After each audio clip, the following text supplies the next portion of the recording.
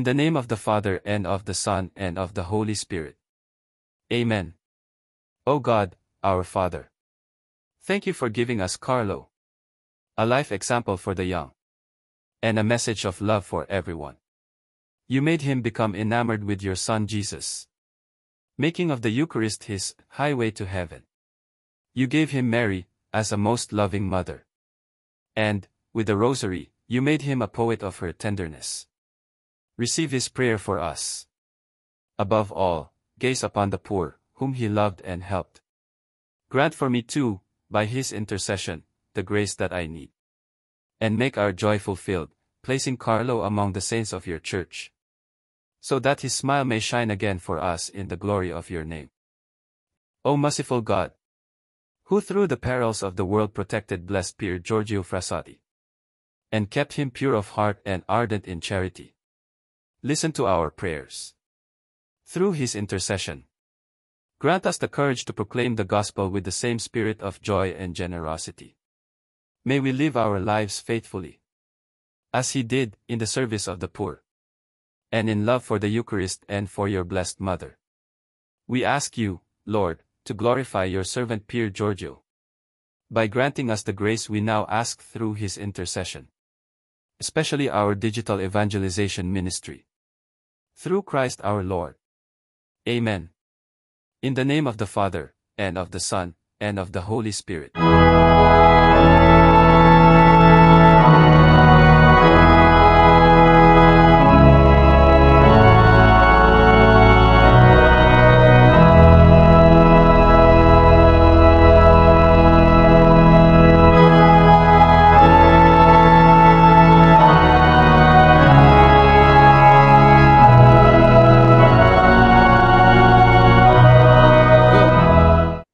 Magandang araw sa ating lahat at malugod ko kayong tinatanggap sa Season 3 ng Usapang K, kung saan ating pag-uusapan ang mga spiritual na mga pananaw at mga kwentong kapupulutan natin ng aral.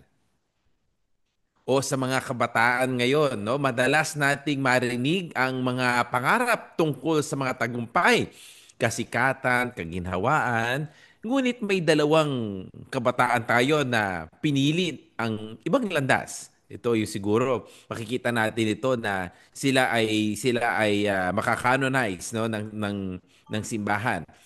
Isang landas na pataas o verso alto at isang landas patungo sa langit sa pamamagitan ng internet. Kilalanin natin sina Blessed Pier Giorgio Frassati, ang man of the Beatitudes, na umakyat sa bundok hindi lang para sa adventure, kundi para sa Diyos at sa kapwa. At si Blessed Carlo Acutis, isang teenager na may laptop sa isang kamay at rosaryo sa kabila, na ginagamit ang digital world upang ipalaganap ang pag-ibig ni Kristo sa Eucharistia. Sila ang mga bagong huwaran ng mga kabanalan, bata, totoo, at makadiyos. Hindi sila superhero, pero sila ay banal. At kung nagawa nila, kaya rin natin. So, simulan natin itong programang ito dahil malapit ng i-canonize, no?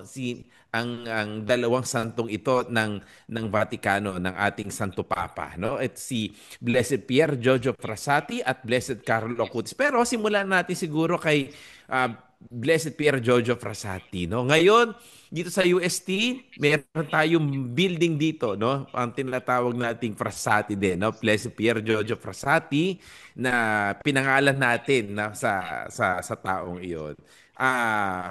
Kilala niyo ba si Frassati? Mga kalakbay? O si Father Paul, baka may...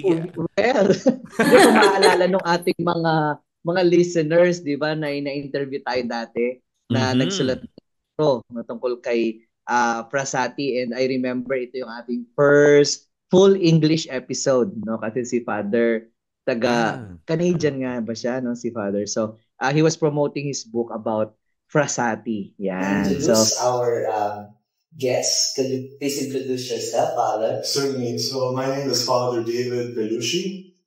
I'm a Dominican from the province of Canada. I live and work in Vancouver with my Dominican community, and where I teach at Catholic College, Catholic Pacific College.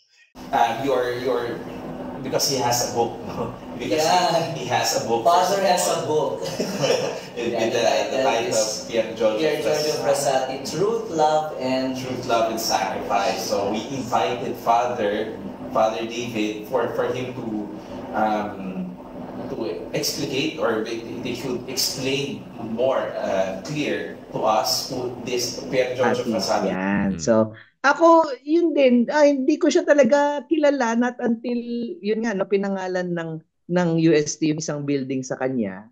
And then later, nung nagsimula na rin ako magbasa-basa tungkol sa kanya, no, kasi nung naging parish priest nga ako dyan sa Santissimo Rosario Parish, meron tayong Young Thomasian Professionals. No, ito yung mga lay Dominicans natin na every year meron silang Mass for Blessed Pier Giorgio Frassati. So, syempre, bilang magmimisa ka, magbabasa-basa ka rin tungkol sa kanya para sa homily, di ba? So, doon ko siya unang nakilala. O God, you who endowed your grace on the youthful Blessed Pier Giorgio Frassati with joy of serving Christ in faith and charity, grant, I beseech you, that with his intercession we may be made worthy to spread every moment of the day the spirits of the gospel beatitudes to everyone, through our Lord Jesus Christ. Amen. Amen. Saka modesty aside pala, pinangalanan natin yung building na yon at naging patron din ng senior high itong si Blessed Pier Giorgio Frassati, dahil alam natin na siya ay isang Dominicano, third order, at nakita natin na ang kanyang pagkabata, ang kanyang youthfulness, ang pagiging youth niya, no? Ito yung nakatulong para sa mga bata na magpursige, kaya nga verso l'alto, to the heights, no? Nilagay natin ito bilang patron ng bagong tatag na senior high dati. Sister Marisa, meron kang masasabi ngayon kay Pier Giorgio Frassati? Si Pier Giorgio Frassati ay pinanganak noong 1901 at siya ay namatay noong 1925. Masasabi natin na siya ay nanggaling sa isang marangyang pamilya kasi ang kanyang ina ay isang pintor at ang kanyang tatay ay isang mamahayag. At ang kanyang tatay ay nagmamay-ari ng isang publishing house, no, yung La Stampa. Pero sa kabila ng kanilang pagiging mayaman, ay hindi niya isinasara yung kanyang puso para sa pagtulong, lalo-lalo na sa mga mahihirap. Kaya nga si Pope Saint John Paul II, no, tinawag siyang Man of the Beatitudes kasi isinabuhay niya kung ano yung tinuturo ng Beatitudes. Kaya Man of the Beatitudes, no? Yes. But ikaw naman, Brother Pao, ano ang nakita mo sa kanya? Kasi isa sa mga patron din tayo ng YTP din, ano? Pero ano ba nangyari sa kanya? Murang edad dito. Bago yan, Father, no? Sige. Maski ako nagtaka rin ako kasi yung ating mezzanine dyan sa parokya pinangalan na rin kay Pier Giorgio Frassati, no? Then, after nun, nung nagkaroon tayo ng sariling image na din sa parokya, no? Nagkaroon din ako ng interest na makilala nga itong si Pier Giorgio Frassati, no? Kasi ito yung santo na magiging santo rather na naabutan na ng photography. So meron na siyang picture na available sa internet, no? Kasi noon ang mga nakikita lang natin na pictures yung kay Saint Therese, ganun. Pero itong mga pagpasok natin ng bagong millennium, marami na tayong mga nakakanonize na santo na meron na silang actual photograph ng kanilang mga itsura.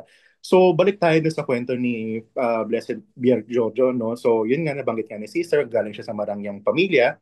At siya ay isang tinatawag na Man of Beatitudes na sabi nga ni John Paul II, no?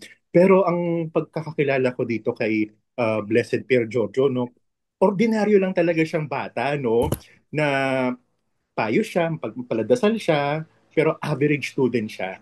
Parang doon ako na-strike ko, uy, pwede palang maging banal, no? Pwede palang mahanay sa mga pagiging santo yung mga ganong klaseng estudyante. Kasi ang notion kasi natin pag banal sobrang perfect, no?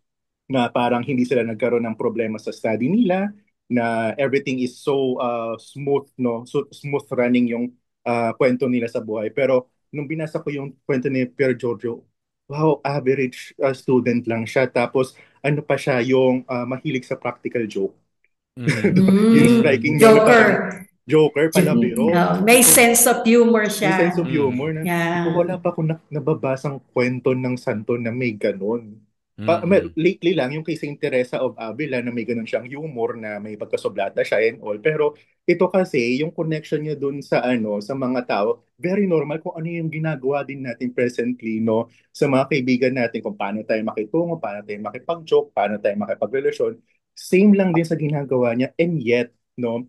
Na nagawa niyang maging banal, no, na naisabuhay niya yung pagiging banal, no, na hindi natin naakala na pwede palang mangyari yun sa isang kabataan, no, kasi 'di ba palagi nating notion parang if you reach the age of this like 20s 30s, dahil doon ka na nagsisettle down and all, doon palang papasok yung pagiging relihiyoso mo kasi tumatanda ka na, At no. saka nakita natin kay Pier Giorgio na ang kabanalan pala ay hindi lang doon sa loob ng kumbento. O kaya nagtatago ka at sabihin naging, uy, banal yung tao kasi hindi lumalabas ng bahay. O banal yun dahil hindi nagsasalita. No? Hindi kasi hindi naging ganun ang kabanalan ni Pier Giorgio. Siya ay nakipag-usap sa mga tao. Sabi nyo, Yeah. nakikipag-joke siya, naging normal na tao. Pero sa normality na yon, sa usual na kanyang buhay, doon niya na-manifest, kumbaga, ang kanyang kabanalan, no? Banal. At saka, doon din, sa akin, no, nakita ko din na siya ay may puso sa mga mahihirap. Yeah. Yung totoong puso sa pahihirap, hindi yung nagpapapicture, nagpapaselfie sa mga mahirap, tapos ipoposter nila na sa mga politiko natin na tumulong ako ng ganito. Hindi eh. Kung ano man na meron siya, ibinibigay niya, no? Ganon din kahit kay Santo Domingo, ganon din ang kaya nakikita mo yung kapanalan nila ay hindi lang nagmamanifest para lang sa kanilang sarili, hindi para lang sa kanila yung kanila yung ginagawa na iyon. Pero ang kanilang kabanalan ay binibigay kasi 'di ba ang pagmamahal kailangan na i-share, na ibabahagi mo. Ganon din siguro ang nakita ko kay Pier Giorgio Frassati. In Ikaw, sister. fact, Father, sabi nga dun sa kwento ng buhay ni Pier Giorgio na yung kanyang magulang ay hindi nga nila alam na ito palang anak namin ay tinutulungan niya, marami siyang tinutulungan, yung mga may sakit, yung mga mahihirap, at kaya nung namatay siya, ang daming tao na umattend doon sa Nagulat din kanyang sila. funeral. At nagulat sila na ang dami-dami pala itong tinulungan ng anak nila. Kumbaga sa ano pa, simple lang, di ba? Simple lang siya, pero he's a great man. Tsaka yung mga umattend doon sa kanyang libing, no, yung mga tinulungan niyang mahihirap, hindi rin nila akalaing mayaman pala siya. Yeah. Yes. Diba? So parang both nagkagulatan yung mga may kilala sa kanya at saka hindi siya kilala. So talaga ito yung sinasabi ni Father Dexter na ito yung tunay na pagtulong na galing sa puso, galing dun sa yung need ng humanity, no, na maka-contact ka at makatulong ka sa ibang tao. In fact, nung mamamatay na nga siya, meron pa siyang parang paalala, no? Na iaabot yung gamot dun sa nangangailangan. Imagine nyo yan, no? Yung sulat niya, huling sulat niya, sister, diba? Yeah, oo. O yung kailangan iabot. Diba, iabot yung gamot. Yung lola niyang may sakit, doon sila nakafocus kasi yun ang iniisip nila na baka mamatay na. And they were even thinking na walang pakialam si Pier Giorgio, pero hindi nila alam na mas malala pala yung sakit. Sakit talaga siya. Mamamatay din. Diba? So, gano'n siya katahimik. Oo, at saka sa isa sa mga usual talagang ginagawa niya dahil nakita natin ordinary katulad natin. Gustong-gusto niyang umaakyat sa bundok. Kaya nga siya Verso Alto. Kaya siya nakilala sa Verso Alto. Ibig sabihin, towards the heights. Nag-hiking lagi siya. Na gusto niya umaakyat sa mga bundok para makita din niya yung parang yung peace of mind because the Lord resides on the heights. So parang sinasabi din dito na kaya nga naging patron siya ng mga senior high school, huwag kang matakot na umakyat sa langit. Huwag kang matakot na umakyat dahil naroroon ng Panginoon. Huwag kang matakot na umakyat dahil kasakasama mo ang Panginoon. Yun ang sinasabi lagi ni Pier Giorgio Frassati. Meron pa Kasi kayong nga, idadagdag? kasi nga Father, bakit siya yung parang pwede nating sabihin modelo ng mga kabataan? Kabataan. Kasi usually yung mga kabataan, pag sinabi na banal, ito yung laging nasa simbahan, nagdadasal, ganyan, yung hindi nagagawin yung mga ordinaryong bagay o siguro panay sakripisyo. Pero model siya ng kabataan kasi very ordinary yung life niya in the sense na nag-aaral siya, nakikipagbarkada siya, no? Nag-outing sila, mamumundok sila, pero in yet, pwede pala yung ordinary things na ginagawa natin ay pwede parang maging daan din ng pagiging banal, no? Sa pag sinama natin ang Diyos dun sa pang-araw-araw na ginagawa natin, lalo na ng mga kabataan. At saka may pagmamahal siya sa Eukaristiya, hindi ba? Ganon din kasi yung parang habang lumalapit tayo sa Eukaristiya, doon natin nakikita yung kabanalan na hindi lamang, kasi kapag gano'n na ang kabanalan gagaling lang sa atin, sasabihin natin social worker yan, ano, or gumagawa dahil meron siyang iniisip para sa sarili niya. Pero kapag inisip natin na lahat ng ginagawa natin ay inaalay natin sa Panginoon, ibig sabihin, ito ay banal na tao. No? Hindi kakaiba tong taong to dahil gumagawa siya ng mga bagay, pagtulong niya ay hindi para sa kanya, para sa Panginoon. Kaya lahat ng kanyang ginagawa, hindi niya inaalay ito sa sarili niya, kundi inaalay niya ito sa Panginoon. Saka Katulad maganda na, rin, sige, yes, sige, pause. dagdag ko lang din, no, yung nabanggit ni Sister kanina, yung idea ng kabataan na yung santo, yung sa simbahan, yung kay Pier Giorgio kasi parang dinala niya yung pananampalataya niya sa iba, no? Basically sa friends niya. Na I remember, 'di ba kinikwento ni Father yung nag-guest sa atin dati na pag nag-hiking sila, kapag may chapel na malapit, no, they would always find time to attend the mass, no, or to receive communion, o kaya tinuturuan niya sila mag-rosaryo. Yeah, Kasi magdasal. sa atin yun yung kulang din na yung Dalhin yung mga tao. yung barkadahan nandyan, no? Yung kung minsan hanggang inuman pa, ganun. Pero yung i-share mo sa kanila yung faith mo na, oy, magrosaryo tayo, o oy, mag-communion tayo, oy, magsimba tayo, di ba? Yun yung isang parang magandang matututunan natin kay Pier Giorgio na hindi siya nahiyang ano niya yun. I'm a Catholic, di ba? I'm devotee of the Blessed Virgin. Yan. So, talaga, kumbaga hindi lang sa kanya, naghihikayat pa siya. Yeah. Magandang halimbawa yan sa mga kabataan na minsan nahihiya, no? Pag kahit man lang kunwari na kumakain kayo o kumakain kayo sa labas, nahihiyang magdasal. Magdasal, nakakahiya, no? It's about our proclamation of our faith to other people. Hindi tayo nahihiyang iproklama, pero hindi lang doon sa pagproklama na yun, kundi ibinabahagi din natin ang ating pananampalataya sa ibang tao. Meron pa kayong idadagdag? Naalala ko lang, Pao, di ba may gathering dyan dati? Tapos ako din nagulat kasi may mga Vincentians na umaten, may salita. And I was surprised na si Pier Giorgio pala ay may iba ring memberships, di ba? Ano ba yung Society of Saint Vincent de Paul. Yeah, Saint Vincent de Paul. Kaya nandun din sila noong misa kay Frassati. Tapos member din siya nito, Marion Sodality, Apostleship of Prayer, Catholic Action, no? At saka yan, yung student, yan, mga ganon.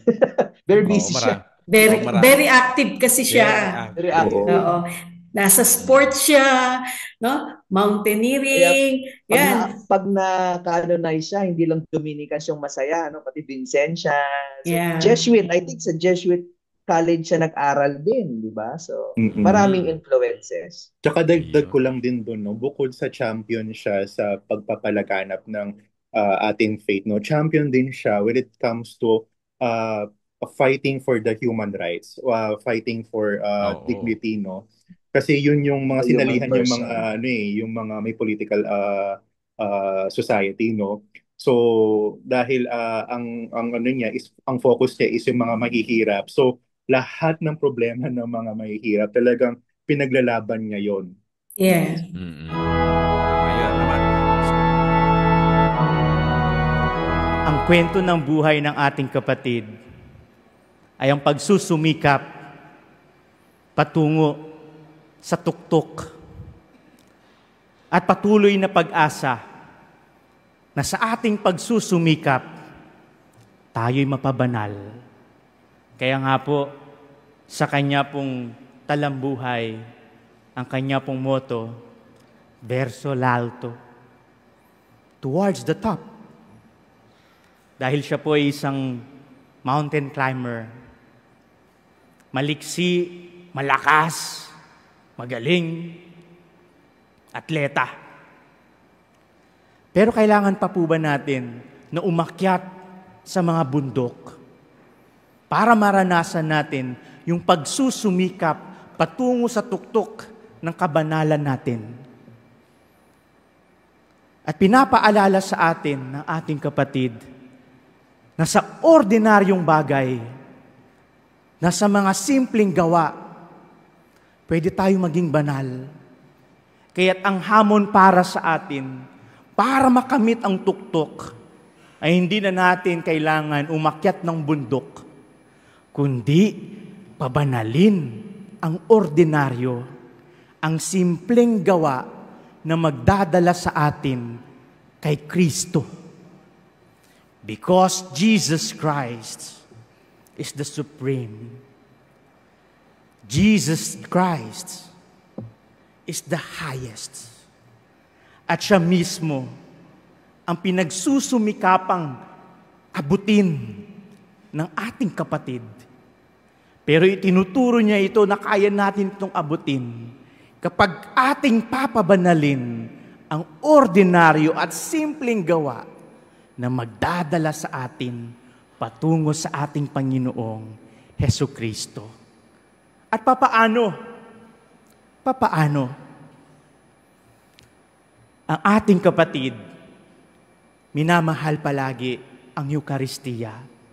Araw-araw, tinatanggap ang banal na Eukaristiya.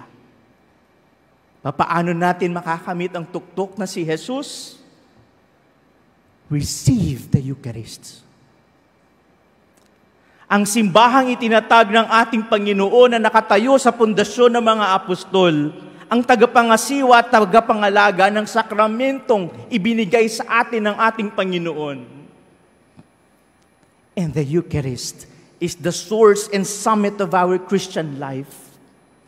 Kaya alam ng ating kapatid na si Pier Giorgio kung paano natin makakamit ang tuktok na si Jesus. Walang iba kundi unang-una ang Eukaristiya. Kaya't ang sino mang umiibig sa Eukaristiya ay napapalapit sa pag-asang makamit ang ating Panginoon. Makasama siya. Ang Eukaristiya kung saan ang Panginoon ibinahagi. Kung saan ang Panginoon pinaghati-hati. Kung saan ang Panginoon pinupuri. At ang Eukaristiya ay ang ating buhay. Makikita natin, mababasa natin, paririnig natin mamaya. Blessed are you, Lord, God of all creation. Makikita din natin sa ating buhay kung gaano tayo kamapalad. Kung ang Diyos ay mapalad, tayo rin mapalad. Lalong-lalo na ang tumatanggap sa Kanya. But we know that when we are blessed, we will feel brokenness. Ano po ba yung mga brokenness sa buhay ninyo ngayon? Despite na kayo ay masaya. Kahit na siguro kontento kayo. Pero alam ninyong broken ka. May kulang. May nawala. Siguro napagsakitan ka. Siguro minsan natraidor ka. Siguro minsan naiyak ka. Siguro minsan iniwang ka. But despite all those, you will still feel blessed. And even though you're broken, you can still share. You can still share. Meron ka pa rin may babahagi. Meron ka pa rin may bibigay. At yun din ang ginawa ng ating Panginoon. Na sa Eucharistia, siya mismong inialay. Siya ang nag-alay. Siya ang inialay. At ibinahagi sa lahat. Alam ni Pier Giorgio kung nasaan ang tuktok. At ang tuktok ng ating buhay Kristiyano ay napaka-ordinaryo. Misa. Napakasimple. Araw-araw, ginagawa, ibinabahagi sa misa. Kaya't pabanalin ang inyong buhay sa pagtanggap ng Eucharistia. Unang-una, si Pier Giorgio alam kung saan ang tuktok. Sa ating buhay, Kristiyano, walang iba kundi Eucharistia. Pangalawa, renew the church, renew the world with your love for our Lord. Karamihan po dito ngayon, kabataan, maliksi, malakas, maraming alam, creative, punong-puno ng imahinasyon. But use them not for you, but for the church and for the world. Kailangan ng ating simbahan na panatilihin na maging mahalaga ito sa ating bayan. Kaya nga ang ating simbahan is always reforming. Walang nag-iba sa turo. Walang nag-iba sa doktrina. Patuloy pa rin ang ating pagsunod sa turo ng ating Panginoon. Pero patuloy itong nagbabago. Papaano? Kailangan natin ng mga kagaya ninyo na may mga bagong hamon sa buhay, na may bagong hinaharap na problema, pero nasa inyo din ang solusyon. And if you want to change the church, change it within, not outside, not apart from the church, but within. Let us change the church within. With your help. I don't say that we have to change everything, but how we proclaim the word, how we tell the world that God is love, that the Lord is always here with us, that the Lord will never leave us. How can we tell the world that He is the truth and the truth lies within His church? Kaya nga ang ating kapatid, ang daming sinalihang organisasyon. Iba-iba pong organisasyon ang nandito. Hindi lang po pamilyang Dominikano. Kaya nga po, meron tayong mga Vincentians dito. Iba-ibang organisasyon. Because Pier Giorgio knows that he wants change, but he wants that reform within the church. Within the church. Wala siyang itinurong bago. Wala siyang introduce na bagong doktrina. It's the same doctrine. It's the same truth that the Lord Jesus Christ handed over to the church. But He gave new packaging. Binigyan niya ng bagong muka. Binigyan niya ng bagong sigla. And so, dear young people, Enter the church. Be active within the church. Marami tayong programa. Marami tayong organisasyon. And those organizations are not just confined within the church, but how to reach the world. Pero kailangan pa rin natin ng bagong packaging because we are dealing with new problems, with new situations. But the same old truth is the answer. The same old truth, yet timeless. And so, young people, the church needs your creativity. The church needs your imagination. The church needs your enthusiasm, your passion. The church needs you to renew the face of the earth. Pangatlo, our brother, Pier Giorgio, is always active in charity. That's why he is always with the poor. And so, we are encouraged, we are challenged to love the poor and treat them as the Lord's altar. Ang mga mahihirap at mga nahihirapan ay parang altar ng Diyos kung saan tayo nag-aalay.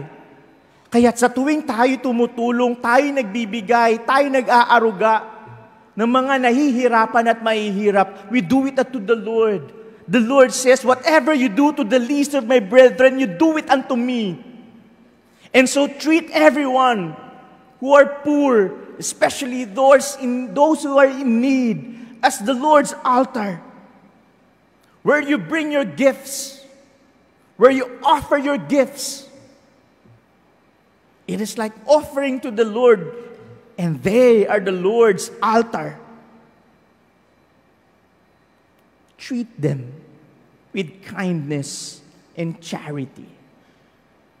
Kaya't hanggang sa mga huling sandali ng ating kapatid bago siya namatay, he is always thinking about the poor.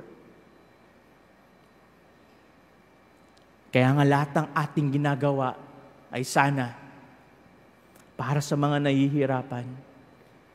Tingnan po niyo yung katabi ninyo. Tingnan niyo po. Yan di may pinagdadaanan. Yan di nahihirapan. Yan din ay may mga suliranin sa buhay, may mga problema sa buhay. And so treat them as the Lord's altar. Sila ay mga altar ng Diyos kung saan pwede kang mag-alay. Ialay mo ang iyong talino, ang iyong galing, ang iyong oras, ang iyong panahon. Treat them as the Lord's altar because they are in need. Especially the poor. At yun po siguro tinuturo sa atin ng ating kapatid. If you want to reach the top, if you want to reach the Lord and be holy, frequent the Eucharist, receive His body. Let us renew the church, but do it within. Be active in charity, especially to the poor. At ang tatlong bagay na yun ang makikita natin sa buhay ng ating kapatid, na kanya rin sana ay nais ibahagi sa atin, na atin ding tularan. Makabagong santo, makabagong problema, pero merong pag-asa sa bawat simpleng tao kagaya natin. Napakasimple natin. But when we do everything out of love, lahat ng mga simpleng bagay na yon ay magiging banal. At ang mga simpleng gawa na yon ang magdadala sa atin, sa ating Panginoon, kagaya ng nangyari sa ating kapatid na si Pier Giorgio. Kaya't mga kapatid, hindi natin kailangan abutin ang tuktok ng bundok. May pag-asa para sa atin ng mga makasalanan, ordinaryong tao. May pag-asa para sa akin at para sa inyo na maging banal at makamit ang tuktok. Walang iba kundi ang ating Panginoon sa pamamagitan ng misa.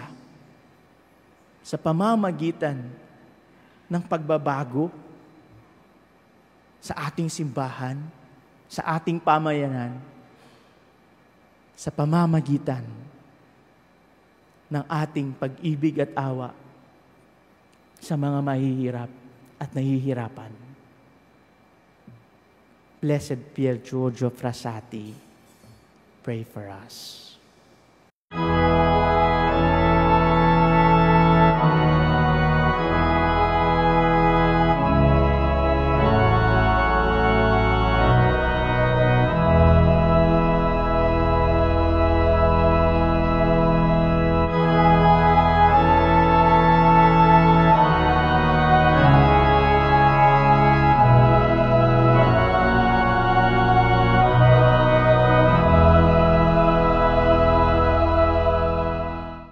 Tama.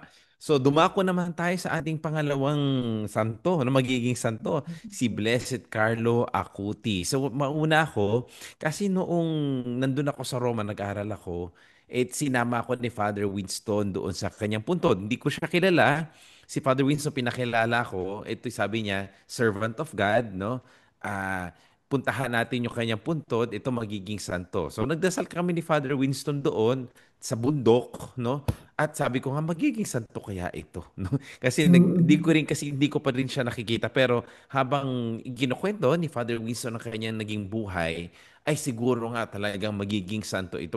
Bagamat sinasabi natin ito'y bata, ano, kabataan, at pinakilala niya nga dahil si Father Winston noon ay doon sa, mahilig siya sa mga computer siguro, nakarelate si Father Winston doon dahil itong si Blessed Carlo Acutis ay mahilig, no?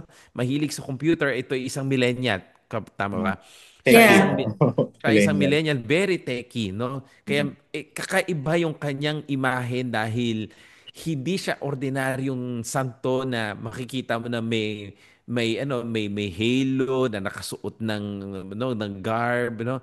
Ito nakita ko nakasuot siya ng, sabihin natin, Nike shoes, no? Nakamaong, naka-jeans, tapos naka-hoodie. Tapos may hawak-hawak na Eucharist yata yon, or libro, or rosary. Pero kakaiba kasi siya dahil naisip ko nga, paano ako makakapag-honor dito sa Saint Tato kung ganyan nakasuotan. Pero habang Kaya naka-backpack backpack. paano ako makakapagdasal dito kung nakikita ko din, parang ako lang din.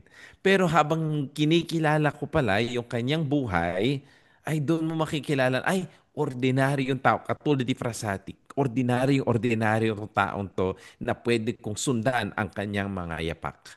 Kayo, anong masasabi nyo kay Blessed Carlo Ako Acutis? naalala ko lang nung bago ako umalis ng Pilipinas, no, dumalaw din yung relic at saka yung image ni Frassati sa parish. And then yung exhibit, actually, hindi ko alam kung ano yon, pero later nalaman ko na gumawa pala si Frassati ng presentations about the Eucharistic miracles. Website. Yeah, isa yun, a website pala, no? Yeah, Website about the Eucharistic miracles. And pinrint out nila yon, tapos yun yung pina-exhibit nila dun sa hall. So, isang legacy yon, no, na yung tamang paggamit ng digital, no? Kasi lalo na sa panahon natin ngayon na there are a lot of abuses and misuse ng digital platform. Si Frassati, no, yun na, gumawa pa siya ng website for that, which kahit mawala ka na, is nandun pa din yung contribution mo, no, ng pagpapalaganap ng mabuting balita. I think that is one positive thing about yung social media, no, na kahit wala ka na, patuloy pa din, no? Kasi kung minsan yung negative side yun lang nakikita natin, halimbawa nag-post ka dyan ng scandalous videos o nag-post ka dyan ng picture na pagsisisihan mo habang buhay. No, kasi forever na nandyan na. Oo. Pero yung kay Carlo Carlo Acutis, kumbaga, Acutis. he used yung digital platform na alam niyang magiging matagal panghabang buhay dyan yan in a good way, in evangelizing. Yun, si sister. Parang it is a modern example of for young people na even though we live in a digital world, we make use of it as a form of evangelization. At yung ginamit niya is through the Eucharist. No, katulad ng sinabi mo nga, Father, no? Kaya si Carlo Acutis kasi, para sa kanya, no, the Eucharist is the highway to heaven. Parang in order to reach heaven, ang means niya is through the Eucharist by attending Mass every day, no? Yun, meron siyang special devotion to the Eucharist. Kaya nga parang siguro he was really amazed on yung Eucharistic miracles. Kaya yun yung kanyang ni-research, yun yung kanyang pinuntahan. And very supportive naman yung parents niya na puntahan nila kung saan yung mga Eucharistic miracles na nangyari. Parang shortcut, yung nanay niya no? pala, Father Dexter, hindi ko alam, pero yung dito kasi, nagbigay sila ng relic. Kasi dito sa Gibraltar, may exhibit din sila dito sa cathedral. So yung mga nandito lang sa malapit, pwede po kayong bumisita, no, year round, no? Kasi medyo big thing sa kanila yung canonization ni Carlo Acutis na na-schedule months ago. Yeah, before August, kaya lang nung namatay si Pope Francis. Na-cancel. Kaya nagsabay na sila sa September. Pero dito, merong relic na binigay, galing din sa nanay niya. And nakakatuwa kasi natuwa yung mga taga dito sa gym dahil pinagbigyan sila ng interview, pinagbigyan sila na ma-meet nila yung nanay. So, yung nanay niya, until now yata, nagpo-promote pa rin siya ng devotion sa anak niya. Diba? Yes, Father. Kasi in fact, meron siyang parang conference sa New York. Pupunta siya sa iba-ibang places, no? Yung of course ang hindi naman yung pinopropagate niya about the life of his son, pero more on that yung her son, more on that yung siyempre yung spirituality, yung love for the Eucharist, yung prayer, something like that. Yes. Kasi nakita natin na kasi yung Eucharist talagang kanyang naging sentro, no? Parang shortcut nga, pwede ko masabi, hindi lang highway. Ito yung shortcut na nakita niya na siguro magandang gawing halimbawa din ng mga kabataan ngayon. Kasi minsan iniisip natin, misa, boring yung pare, ano. Pero kung makita pala natin, kapag meron tayong devotion pala sa Eucharist, lalo sa mga Eucharist, sa Eucharistic miracles, na-fascinate si Carlo Acutis, makikita mo na habang lumalapit ka pala sa Eucharistia, mas nagiging banal. Kasi yun ang nawawala din sa atin, yung contemplation, yung silence, no? Everything is written in the internet. And yet, there are also many things that are not written in the internet that we need to, kasi mystery pa rin naman ang Eucharist, no? Kahit anong research mo dyan, no? Kahit anong knowledge-based information na meron ka, pag nag-encounter mo yung mystery ng Eucharist, then you will have a contemplation, no? You will contemplate on the mystery itself, and that would also make you holy in itself. Ikaw, Brother Pao, anong nakita mo din kay Carlo Acutis? What surprised me, no, is that kakaibang bata ito si Acutis dahil nga ito, nabasa ko lang sa internet, hindi pala nanggaling sa magulang niya yung inspiration sa sa devotion niya sa Eucharist, no. Ito ay parang kusa, no, parang natural na nanggaling sa kanya, kaya nahikayat niya lalo yung family niya, lalo yung magulang niya na magsimba. Kasi yun nga sabi ko, hindi ba dapat ang magulang ang nagtuturo sa bata ng ng mga ganung bagay regarding sa church? Pero siya hindi, ang bata ang nagturo sa mga magulang niya. Kaya ayun po. And at the same time, sige pa, Father. Parang kasi si Carlo Acutis, sabi nga dito sa internet, digital programmer. Saan ka nakakita ng santo na Ng santo. mapapangalanan na digital Digital program. programmer? Yeah. Napaka-modern na po talaga. Napaka-modern. Kaya yung Millennial. di lang millennial, sister. Ano to, Di mga ano Gen Z. ta? Gen Z. Oo, Gen Z, Gen tsaka Z. Alpha. Kasi kami ni Father Paul, ano yan eh. Or si Millennial Brother Paul, tayo. mga Millennial millennial tayo, kami. Millennial. Oo. Si sister, alam mo na. Oo. So Gen sa X ako, Father. Gen no, X ako. sa mga Gen Z, mga Alpha, sila yung makaka-relate totally kay Pasati. Carlo Acutis, no? Kay Carlo Acutis lalo kasi kita mo yung mukha niya talagang batang-bata yung itsura niya, no? Mukha nga siyang Santo Niño para pagka sa mga Pilipino, pag tinignan mo yung mukha ni Carlo Acutis, parang uy, Guwapo, Father, gwapo, no? no? Guwapo, Puti, guwapo. tapos Puti. kulot-kulot na Kulit ganyan. ang So buhok. parang pag ngumiti siya, no? Easily ma-attract ka sa kanya na you will imitate his holiness din, no? Kasi sasabihin mo, di ba, digital programmer lang 'yan. Hindi eh. So parang nakita mo yung ordinariness ng kanyang ginagawa ay kahit na nasa digital world na. Kasi ngayon, pinag-uusapan natin mga AI, ganyan, that will eventually control our brain, control our work, will slowly replace our humanity, the human world, the human work. Pero ito, siguro, isa sa mga binibigay din sa atin na senyales sa Panginoon na hindi tayo pinababayaan ng Panginoon na merong isang santo na itatalaga ang ating Panginoon na isang batang ito, digital programmer man siya ay magiging santo upang tularan ng mga Gen Z at saka mga Gen Alpha. Ano tingin mo? Father, Yes po. meron lang akong gustong idagdag din na parang katulad din ni Pier Giorgio. Mm. Yung kanyang pagiging matulungin sa mga nangangailangan. Kasi Yes. pareho sila ni Pier Giorgio, Prasati. si Prasati, no?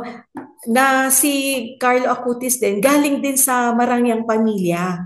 Mhm. Pero in spite of that, hindi siya attached sa material na bagay, no? At tumutulong siya, binabahagi niya yan sa mga mahihirap, dun sa mga homeless, dun sa mga immigrants, yung mga marginalized. So, pareho silang ng halimbawa ni Prasati, Prasati. Pier Giorgio Prasati. Yeah.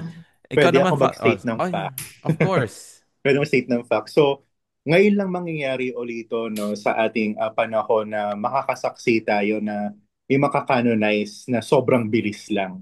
No, in a matter of years lang. Unlike noon, kasi parang huli ata, kung hindi ako nagkakamali, kung si Saint Anthony ba yan or si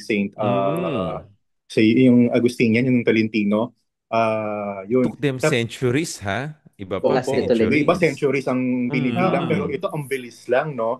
And at the same time, ito rin ang parang isa sa mga close family members makaka-attend ng canonization. Yeah. No, masasaksihan nila yung family member nila ihahanay sa mga banal. So, sobrang blessed, no? Sobrang ganda ng pagkakataon na to kasi bihira yan eh. Yung mga ganung pagkakataon na may family member ka na makaka-witness ng canonization mo mismo. No?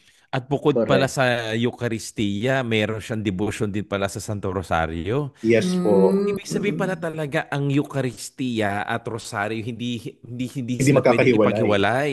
Kasi magkasama yan eh, no? Ang Eucharistia, ang Rosario ay magdadala sa iyo sa Eucharistia, no? Dahil si Mama Mary, kung pag nagkaroon ka pala ng devotion kay Mama Mary, hindi maaari na ikaw hindi mapapariwara ka, no? Mawawala ka sa landas, mawawala ka ng direksyon, kundi ituturo ka pa rin sa Eucharistia, ituturo ka pa rin kay Kristo. Sa kanyang anak. Sa kanyang anak. Ikaw, Father Paul, meron ka pang masasabi? Natutuwa lang ako na pinagsama silang dalawa. No, kasi nung una, yung schedule kasi ni Carlo Acutis, mas nauna siya kesa kay Prasati. No? Pero ngayon pinagsama and mas nakita natin ngayon yung connection nila sa bawat isa at maganda silang parehong modelo ng kabataan. Kaya Well, siguro isang privilege ko rin na nakita ko din yung dalawa, no? Nakita ko yung dalawa na sa kanilang tomba, no?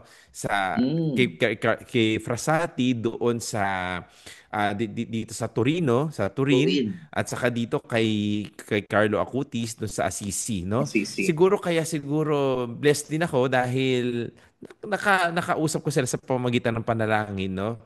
Na itong dalawang to, bagamat Pilipino ko, mga Italiano to mga ito, nakaka-relate din ako dahil bilang siguro feeling ko na mga kabataan pa rin naman tayo, no? Na meron tayong iniisip para sa mga kabataan na pwede nating gayahin, no? Pwede nating gawing halimbawa, tularan, no? Para sa mga Gen Z, sa mga Gen Alphas. Meron pa kayo idadagdag? May mga question yata. Ayan. May mga pumasok na po na question. So, yes, Mga sige, pumasok na no? question. Question. Okay, sige. guys, sino po ang sasagot? Una, sa inyong palagay, bakit nananatiling pinag-uusapan at makabuluhan sa kabataan ngayon ang buhay ni Beato Pier Giorgio Frassati at Beato Carlo Acutis? Si sasagot, si sister siguro. Ang tanong ay bakit pananatiling pinag-uusapan? Kasi unang-una, kasi ito yung sa century natin kung saan sila ipinanganak. For example, si Frassati pinanganak noong 1901. Oo, 1901. Si Acutis naman ay pinanganak noong 1991. So, ibig sabihin nun, ito yung henerasyon na yon. Of course, sabihin natin, sister, paano naman yung taga 2000? Namatay sila 2006, 1925 naman yung isa. Pero, ganun pa man, hindi pa rin sila nalalayo sa panahon ngayon. Kaya, masasabi natin na silang dalawa ay magandang modelo para sa ating mga kabataan kasi sila ay namuhay sa kontemporaryong panahon. Tama yun. Okay, next question. Ano ang hamon sa mga kabataang Katoliko sa panahon ng digital at mabilis na takbo ng buhay? Ako sasagot siguro. Siguro yung hamon sa mga kabataan ngayon, huwag mapadalos-dalos. Kailangan nating huminto kasi sa sobrang bilis ng panahon, lalo sa mga kabataan ngayon, gusto natin laging mabilis ang mga ginagawa natin. Gusto natin ng impormasyon, ang dali natin Google, madali natin ChatGPT, lahat ng impormasyon nandiyan. Pero ang nawawala sa atin, katulad ng binanggit natin dati, ay ang paraan ng katahimikan, no? Ang silence. Nawawala ang silence. Kaya tayo nabobombard ng maraming mga challenges at problema at minsan depression or overthinking kasi masyado tayo mabilis sa buhay, no? Hindi masamang mag-isip ng mabilis at mag-isip ng tama, pero kailangan nating bigyan ng puwang ang Diyos sa ating buhay. Kasi itong dalawa, si Frassati at saka si Acutis, na bagamat sila ay sabihin natin nagiging successful sa kanilang buhay, no, magandang ang kanilang buhay, nakakatulong sila sa mga tao, ang hindi nila nakakalimutan ay ang pananalangin at ang pananalangin sa Diyos at tumahimik at magkaroon ng debosyon sa Santo Rosario at sa Eucharistia. Okay, parang connection din to sa ating sasagot ni Father, no? Ito naman yung tanong. May sinasabi si Carlo Acutis na ang Eucharistia ang highway ko sa langit. Paano natin mapapaliwanag sa mga kabataang bihirang magsisimba? Yes, Father Paul siguro yan. Yung mismong definition niya ng Eucharistia bilang isang highway, no, ay makabago na, no? Kasi alam naman natin yung mga traditional definitions ng Eucharist, di ba? Pero sa akin, yung paggawa niya ng website about the Eucharistic miracles, no, that tells so much about how he wants us to introduce the Eucharist sa kabataan. No? Kasi siguro kaya niya ginawa yung website na yon dahil naantig siya dun sa mga miracles. No? And I think it all goes back to the real presence, no, of Christ in the Eucharist. And we can start with that. Kasi kung may material nang binigay si Carlo sa atin, no, gamitin natin. No? And then, from there, we can arouse the curiosity of the youth na magtanong. Diba? At tayo naman, nakahanda tayong magkipag-dialogue at saka sumagot. No? Kasi kung minsan, yun siguro yung kulang din na ang daming mga kabataan ng may mga tanong, tayo kung minsan sa simbahan yung nagsasabing, naku, ano ba yan? Kakulitan lang yan? Or ayaw mo sagutin, no? Basically, no? Yeah. Kasi parang waste of time or what. Pero siguro yun lang. We can start with that, no? Na i-arouse yung curiosity nila and then be ready to answer questions, to journey with them, to accompany them. No, na kung Yun. minsan nagkukulang sa atin. O ako naman magbabasa ng tanong para kay Brother Pao, ha? Sige Okay, po. siya Oo. sagot. Para, paano nyo nakikita ang ugnayan ng kabanalan at pagiging aktibo sa lipunan tulad ng ginawa ni Frassati at saka siguro ni Acutis? Mm-mm. Mahirap kasi minsan pagsabayin, no? Kapag may dalawang bagay na hindi naman talaga magkapareha. Pero may nagawa ito ni Frassati Sa palagay ko, panalangin, no? Panalangin. Pagdasal natin na magawa natin yung mga bagay na gusto natin gawin para tsaka at the same time, mahikayat natin yung mga tao. Saka siguro yung pagiging aktibo sa lipunan at kabanalan, kailangan may pagmamahal. Kasi minsan yung ginagawa natin na ang pagiging aktibo, parang wala siyang saysay dahil iniisip mo lagi yung sarili mo. Pero kapag sabi nga nila, di ba sabi ni Saint Paul din yun, without love, everything is nothing, no? Yeah. Lahat ng ginagawa natin, kailangan may Baliwala. pagmamahal o baliwala. At doon tayo nagiging banal kasi, no? Sa bawat gawa, sabi din ni Saint Therese of Lisieux, hindi ba? Kahit simple man yan, no? Lahat ng ordinaryo man yan, nagiging extraordinaryo yan kapag may kaakibat na pagmamahal. At doon tayo nagiging banal. Susunod na tanong, Brother Pao. Okay, anong konkretong gawain ang maimumungkahi ninyo upang maisabuhay ng kabataan ang kabanalan sa araw-araw na buhay sa paaralan, pamilya at online world? Ayun, si Sister siguro masasagot yan. Sige. Sa akin, unang-una is, naalala ko yung sinasabi lagi ni Saint Ignatius of Loyola, finding God in all things. So mga pang-araw-araw na buhay natin, ng mga kabataan, katulad ng sa pag-aaral, no? Pakikisama sa mga kaibigan, pagtulong ng gawain sa bahay, at even sa paggamit ng mga digital gadgets, is hanapin ang Diyos kung saan siya naandun. At paano mo ito, pag nakita mo na ang Diyos, paano mo ito maibabahagi sa mga tao makakasalamuha nila o mo sa kanilang buhay. Yun. Huling tanong, Brother Pao. Okay, ang last na question natin, anong mensahe ang nais ninyong iwan para sa mga kabataan na nagdadalawang isip kung may halaga pa ba ang pananampalataya sa makabagong panahon? Ayun. Father Paul, siguro ikaw yung pinaka-mag-uusap. Mensahe?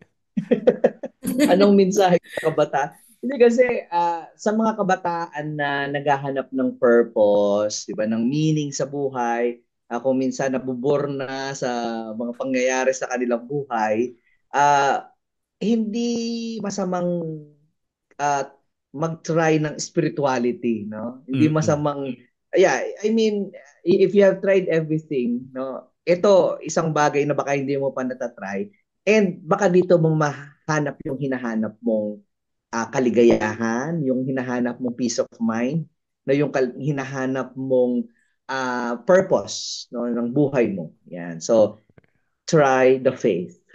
Ayun. So, dumako na tayo sa ating huling bahagi ng ating programa, ang ating huling mensahe para sa ating mga kalakbay. Ang ating keyword at huling nating mensahe. Siguro, Brother Pao, mauna ka? Ako, napili ko kasalukuyan. Day, no? Ang pagiging banal ay hindi lang nangyayari o nauuso noong unang panahon o nung mga nakalipas. Ang masasabi ko, one thing that is constant is faith. Yun. Sister Marisa? Sa akin, kabataan. No? Okay. Yung ating mga santo na shinare natin ay mga kabataan. At sabi nga, minsan lang tayo dadaan sa buhay na ito. So hindi natin alam kung kailan tayo dadatnan ng kamatayan, lalo, kahit na sabihin natin nasa height tayo ng ating kabataan. So ang masasabi ko ay we have to live our life to the fullest. Yun, maraming salamat, Sister. Father Paul? Sa akin naman, ang aking keyword ay kalwalhatian. Yan. Ngayong pinararangalan sila ng simbahan dahil sa kanilang pamumuhay na nakatuon sa kalwalhatian ng Diyos. Ako naman, ang keyword ko ay kaibigan, no? Dahil sila ay dalawang bata, no? Pala kaibigan, pero yung ibig ang gusto kong doon, keyword doon, no?